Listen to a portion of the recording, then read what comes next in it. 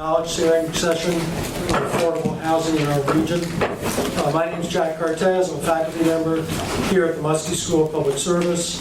I'd like to share some information with you about the Sustained Southern Maine project in general and these sessions in particular and how we've organized today's session. The Greater Portland Council of Governments, with involvement from the Southern Maine Regional Planning Commission, Cumberland County Government, and the Muskie School of Public Service, was awarded a grant from the U.S. Department of Housing and Urban Development, National Sustainable Communities Regional Planning Initiative. Our project is called the Sustained Southern Maine Partnership, which you can see illustrated up there in its logo. This partnership involves representatives from over 35 municipal governments, special purpose public agencies such as community action agencies and housing authorities, nonprofit service corporations such as Avesta Housing, and public interest organizations like Grow Smart Maine. HUD's support is aimed at encouraging cooperation across the region or metropolitan area to achieve equitable, affordable housing, transportation choice, economic vitality, community and environmental health, and above all, better focused investment of our limited resources. Part of these projects is HUD's actual requirement for sharing knowledge about needs of regional importance that reach across the borders of individual towns, across public and private sectors and the nonprofit sector, and across the regional economy. And housing is, of course, such a matter. So this is the first of our sessions on housing during the course of this 3-year project. There may be an additional one before it wraps up. There are multiple reasons for today's session. When you raise affordable housing, the expectation around here is often that it's just about low income and subsidized housing. That's certainly where great needs exist, and it's part of the discussion today. But a region's economy depends on adequate and obtainable housing choices across the entire market of workers and families of all kinds. Our region faces unmet needs of this broad kind, which must be met to maintain sustainable prosperity. Broad needs are being driven by changing demographics, and not just an aging population, which we all know about, but also the challenges of retaining and attracting younger families and employees to keep a vital region. And the emerging true costs of housing, when transportation and energy are factored in, is a challenge that's becoming more prominent. So today you'll hear from our expert colleagues about a broad picture of affordable housing and, most important, workable ideas for action that we can capitalize on as a region. I'm going to introduce the entire panel in the order they'll speak. Their full biographies are available on a handout that was by the doors you entered. Each will spend 20 minutes on different layers of this broad housing situation and the action possibilities. We'll hold questions, if you will, because it's a fairly meaty panel length today, so that then we can move into a pretty good discussion session with you around 4:30, just so you can plan your afternoon. So first of our 4 panelists is Dana Totman, the president of Avesta Housing, Maine's leading nonprofit in developing affordable housing and a longtime leader of efforts to deliver both workforce and special needs housing in Maine. Second is Donald Larson, the town planner of Freeport, where an unprecedented level of commercial development in a small Maine town has been matched by a sustained and replicable effort to promote rather than lose affordable housing. Third is Josh Benthien, who is a partner in Northland Enterprises Incorporated, which is a developer of commercial, mixed-use, and multifamily housing projects across southern Maine. And he'll provide a key perspective on the close link between adequate housing choices and healthy economies and the private sector's role. And finally, as our wrap-up hitter, Ann Gass, who's housing consultant for the Sustained Southern Maine Initiative and co-organizer of this session, and deeply involved in housing issues in Maine and northern New England. And she will discuss how innovations we've heard about during the panel and others can move affordable housing forward in our region. So with that, I'm going to ask Dana to step up to the podium, and I'm going to tee up his PowerPoint for him.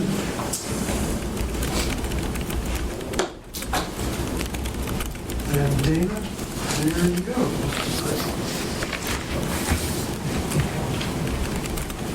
Good afternoon, everybody. What I'm going to present here is really a four-pronged presentation. And so first I'm going to share with you how big the affordable housing problem is in Maine and Cumberland County in particular. Then I'll discuss a little bit about who does it affect, who really is affected by the affordable housing problem. Third, and perhaps most importantly, is the so what question. We may figure out that we have a problem, but does it really matter? And I'll examine that a little bit. And last, are there really any answers, or is there really any hope for dealing with the affordable housing problems? So first, to talk about how big is the problem. And before I go into this data, I want to share two things. In my opinion, and what we've been able to find out is, in short, Maine fundamentally has a mismatch between its housing supply and what people need.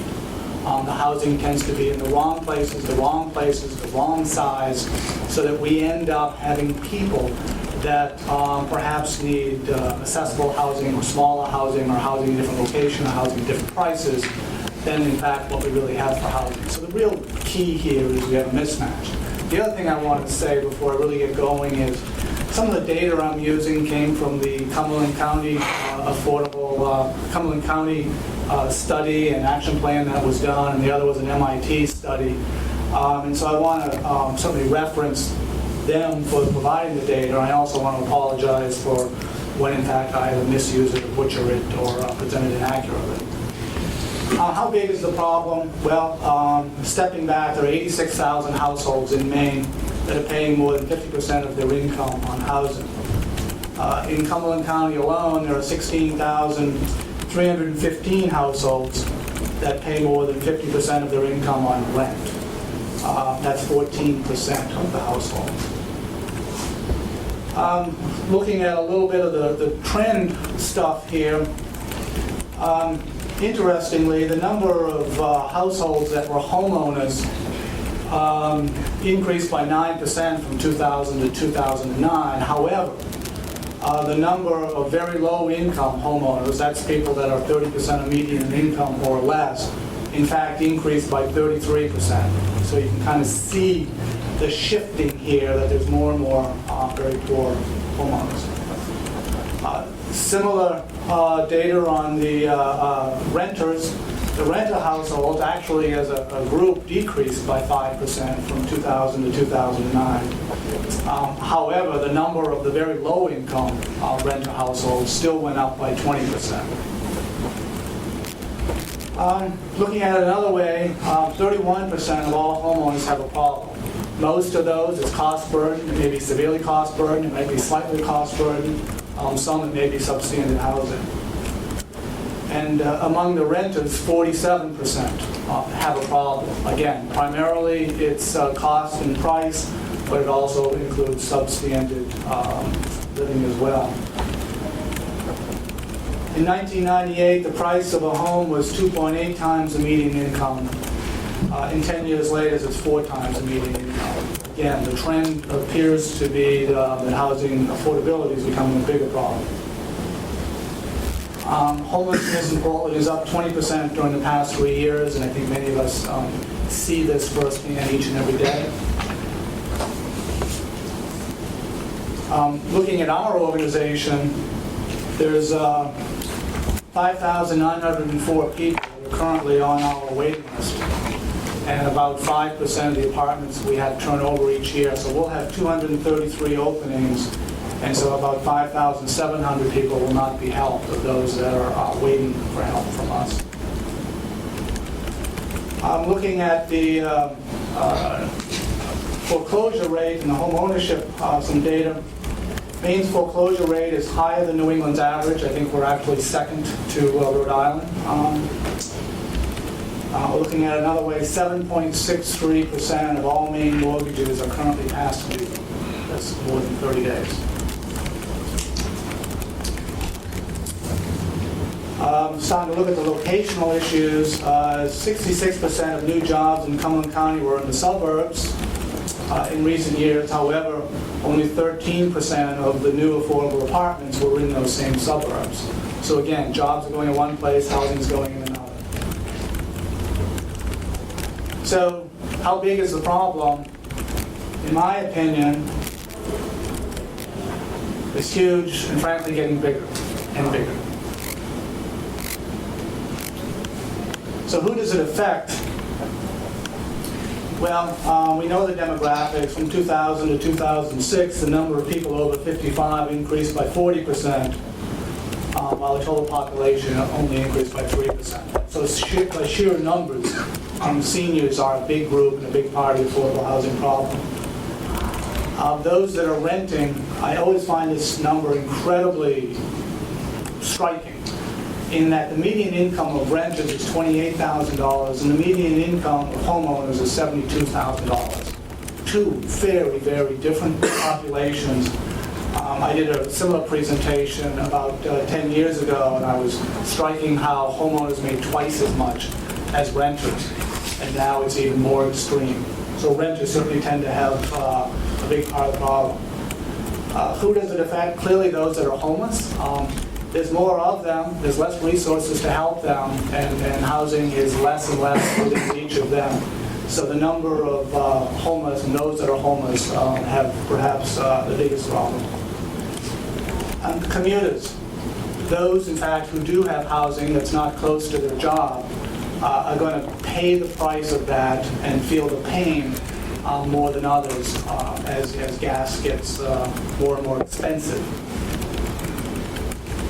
And just to talk about this a little bit, this morning we had a meeting with Angus King, and he indicated that, and I assume it's true, Charlie might be able to verify it, but he said when gas goes up by 10 cents, there's $100 million that's lost in the main economy. So I'm going to come back to that a little bit, but it clearly starts to paint the picture of the effect of fuel cost. Who's affected by affordable housing problem? Businesses. If I sell carpets in my local community, but the people that would otherwise come buy my carpet are spending all their money either on heating their home or the excess cost of their home, they're not going to come buy my carpet. They're going to spend their money on their home. Or if I'm selling sandwiches and somebody's spending all their money on their house and can't afford to drive 8 miles because their house is 8 miles out of town, I'm not going to sell my sandwiches. So businesses at large are affected by our mismatch in housing. We all know that the cost we paid for the sprawl that occurred in the 60s and 70s and 80s is such that our housing is now scattered all over the countryside, and our schools have to bus all those folks to the schools, and it's a huge cost, one that each and every taxpayer has to contribute to. So who does it affect? Well, nearly half our population has a housing problem directly, so clearly it affects them. And for all of those that participate in the economy, it really in fact affects everyone. Sometimes, I get a little disappointed because I do affordable housing, and so much attention is focused on healthcare or education that are in fact a much smaller piece of people's personal expenses than housing. And so maybe housing doesn't quite get the attention that it should. So what? So what if we do have a problem? Well, first and foremost, it's an economic drain. If we're paying for exorbitant prices for housing or paying more than people can afford, that's simply money they won't spend elsewhere. I think Angus King said it was $100 million on a 10-cent gas price increase. Clearly, if people are paying way more than they can afford on their house, they're not going to contribute to the economy in other critical and important ways. So what? It's frankly not helpful. We've done studies of the health of homeless people when they're not housed versus their health and the health costs after they're housed. And both their health improves and the cost of providing good health is far less when somebody's housed than when they're not housed. Similarly, elders that are living alone, that are out of touch, that are living out in the countryside, whether it's depression or loneliness or whatever, there's a real health cost to having housing that doesn't line up well with what in fact is needed. And I gotta say, it's not welcoming. There are businesses complaining everywhere in Portland that they don't like the looks of homeless people living on the streets. There are certainly folks that I'm sure drive to Sunday River and Sugarloaf in the winter that take a good look at some of the substandard mobile homes and other dilapidated houses along the way. And it really doesn't portray Maine in as good a light as I think it should and could. So, are there any answers or is there any hope? And I think another way of looking at this is what are the policy questions around affordable housing? And there are some really critically important ones, and I'll mention some of them. First, at long last, there's a little bit of discussion about the mortgage interest deduction. This is absolutely the government's biggest investment in housing overall. Unfortunately, you saw the data there that homeowners make $78,000 and renters make $28,000. So you got to kind of ask yourself, is it right that people that might make $150,000, $200,000, $250,000 that are getting a mortgage interest deduction on their first home and their second home, while somebody might be among those 5,700 people that are waiting on our waiting list, it's hard to explain to those people on the waiting list that that's fair.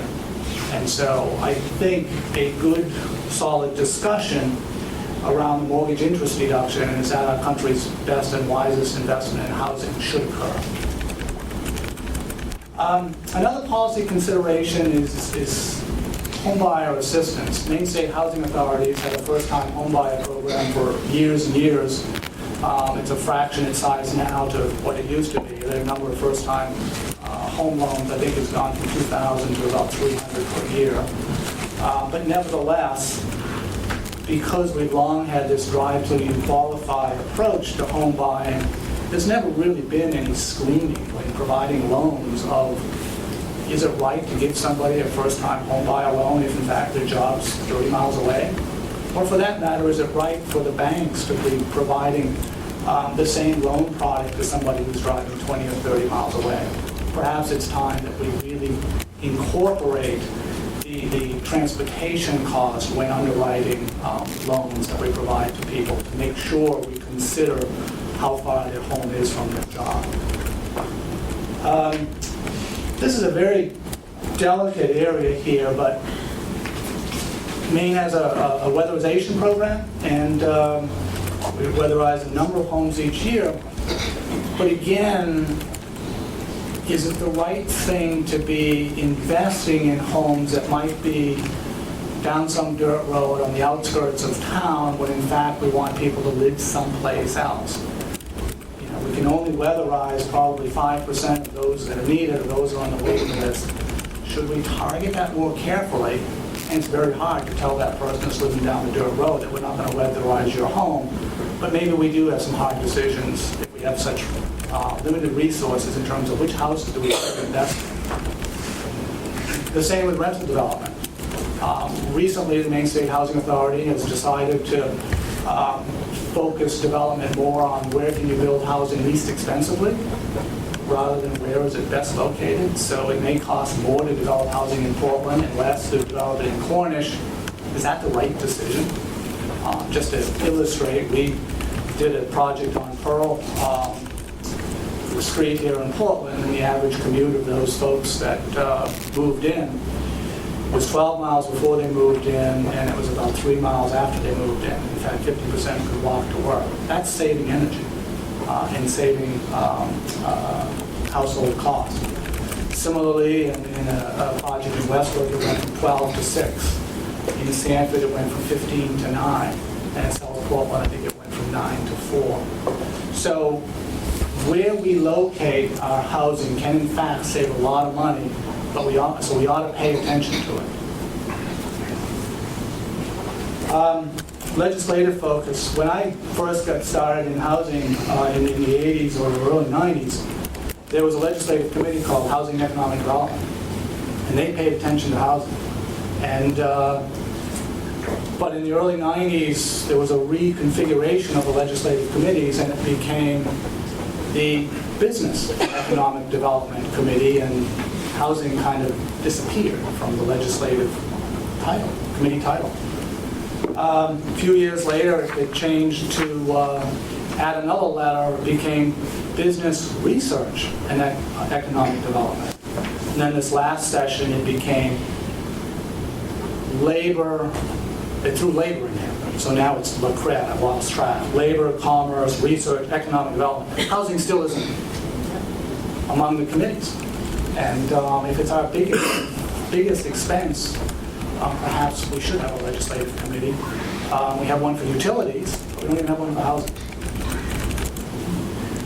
Nationally, it's clear that one part of government controls banks, one part, HUD does another part, Department of Agriculture funds rural development. These three separate departments are clearly going in different directions and are not tied together.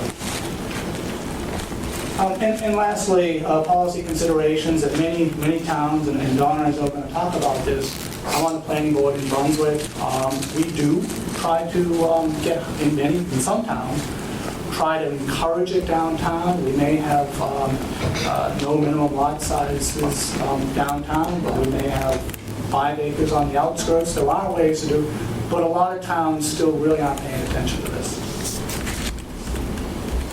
So, to go back to the question, are there any answers or is there any hope? And I got to tell you, the problem is huge. But I think, can we really do something in a significant way with our affordable housing? We only can if we acknowledge the severity of our problem. If we acknowledge the real economic cost of having a mismatch of housing. And only if we tackle these difficult policy questions. And they are very, very difficult. So I think there is potential to do something about our affordable housing in small ways, but I think we really need to tackle it in a big way. Thank you very much. Thank you, Dana.